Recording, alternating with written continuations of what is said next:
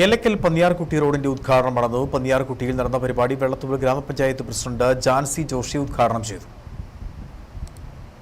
നാട്ടുകാരുടെ നീണ്ട നാളത്തെ ആവശ്യമായിരുന്നു എല്ലക്കൽ പന്നിയാർകുട്ടി പാലം റോഡ്.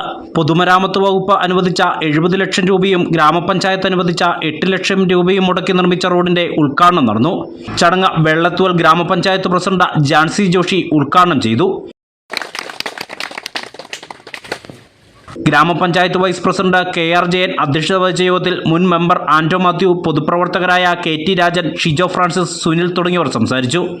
വെള്ളത്തുവൽ കൊന്നത്തടി പഞ്ചായത്തുകളെ തമ്മിൽ ബന്ധിപ്പിക്കുന്ന പ്രധാന റോഡായ എല്ലക്കൽ പന്നിയാർകുട്ടി റോഡ് ടാറിംഗ് പൂർത്തീകരിച്ചതോടെ പ്രദേശത്തെ യാത്രാക്ലേശത്തിന് പരിഹാരമായ സന്തോഷത്തിലാണ് നാട്ടുകാർ. News bureau, Rajakkad.